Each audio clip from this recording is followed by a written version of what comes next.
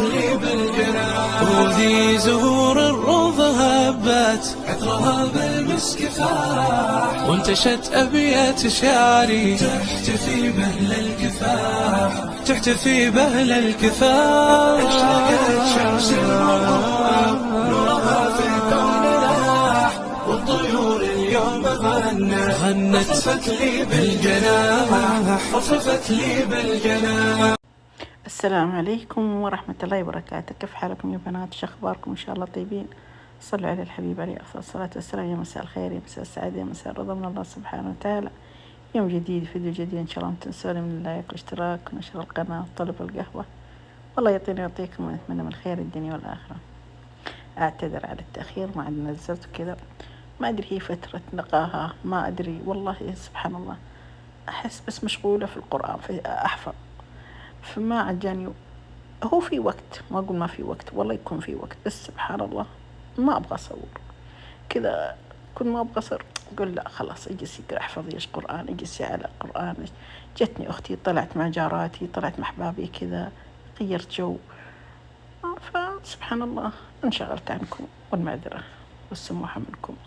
المهم هنا صحيت، أختي بتجيني، يا مرحبا ألف. لا إله إلا الله محمد رسول الله. سويت قهوة كذا، شربت لي كوب قهوة، ركبت قهوتي. لا إله إلا الله محمد رسول الله. سويت كذا فطور لأبو عبد الله خفيف. بعدين قال خلاص سوينا أي غداء أي شيء. المهم حبيباتي سويت له مربى وجبن، هو محب من محبين المربى والجبن. سويت معه بيض وجبن، ويا ربي لك الحمد كذا. لين على المغرب كذا، بعد المغرب والله سويت لنا إدام بسيط كذا خفيف، وخلاص بدأت أجهز كذا ترتيبات. أختي بتجيني، سويت لنا حلا، رتبت غرفة الحريم اللي بستقبلها فيها.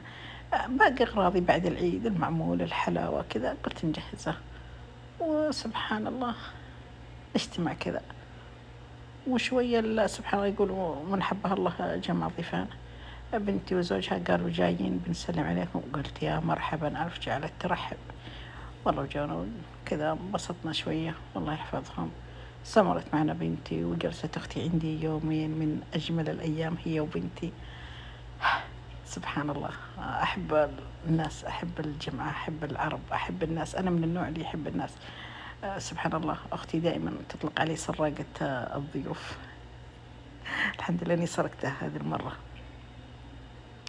المهم حبيت إني أغير طاولة كذا، شفت خليتها كذا صراحة، لعب فيها عزوز، أي شيء يبغى يقطع يقطع كذا بالسكين على الطاولة. صار فيها مخوش، قلت لا يكفيني القرار حق الصمغ، نقش أزد أخربها. لا أنا أخاف على أغراضي، تعرفون أم عبد الله محافظة، فما أبغى. فرشت هذا المفرش الجميل، جميل جدا، من شيئين طلبته، وحطيت عليه الصفرة هذيك تحافظ عليه. زين، كنت سبحان الله قلت خلاص ما بحتاجها برميها، وسبحان الله ما رميتها، وخليتها وحطيتها هنا. شوف ما شاء الله تبارك الله، تغير شكل المطبخ كذا. سبحان الله، واحد لما يغير شيء بسيط يتغير 180 درجة المنظر، وترتاحين نفسيا. سويت لنا حلا، شوفوا والله، شوفوا الكيك هذه بنات من رمضان.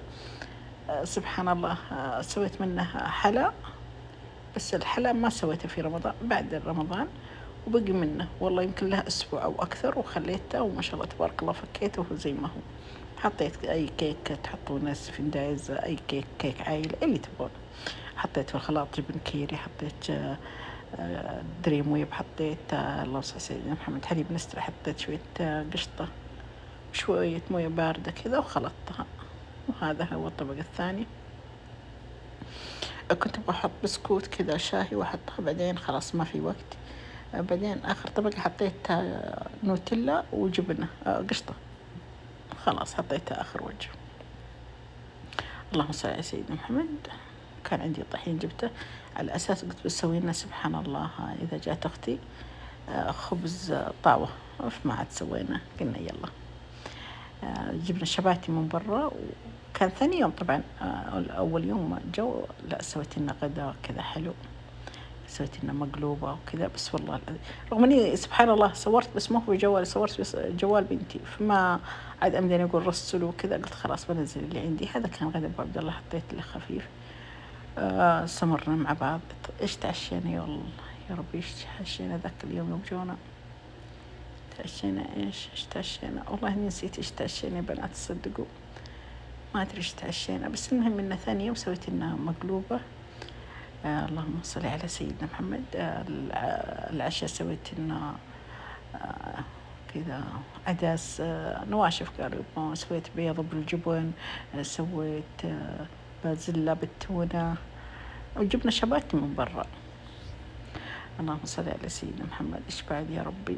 هنا كنت بس أحاول إني أجي أخلص البيت كذا ترتيب وغسل مواعين قبل تجي أختي، بس حطيت الحلا حطيته في الثلاجة. شو اسمها، حطيت غدا أبو عبد الله خلصته، نظفت المطبخ سريع سريع كذا، غسل المواعين. اللهم صل على سيدنا محمد.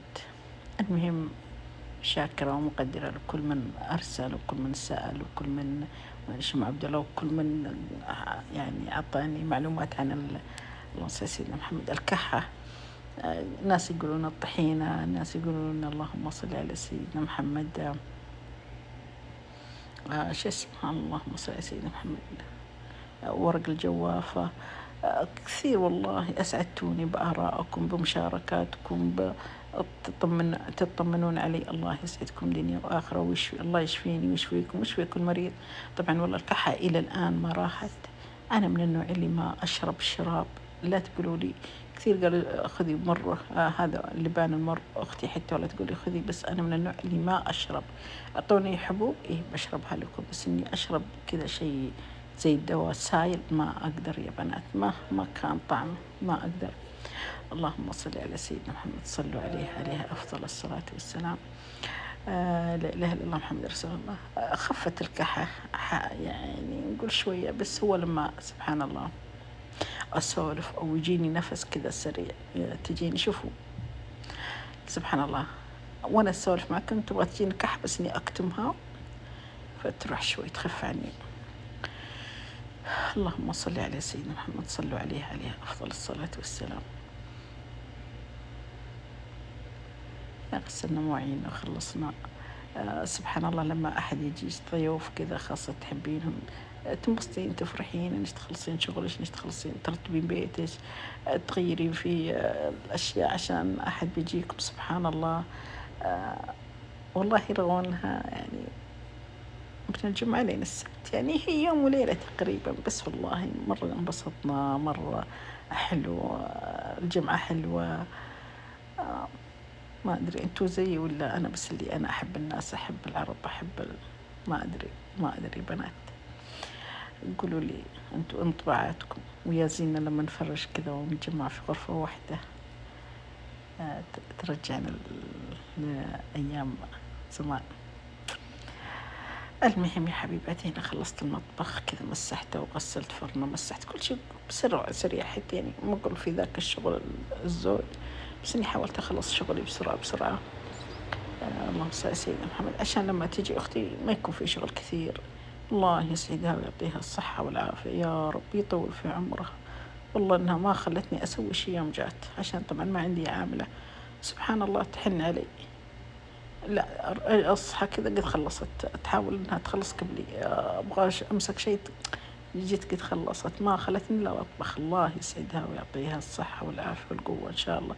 وبنت الله يسعدها حبيبة خالتها، بس شوف كاسة ولا فنجان في المطبخ بنغسل على طول، تروح تصير تقول عارفة شغالة ما بتجلسي. قلت الله يسعدكم يعطيكم حتى يرضيكم.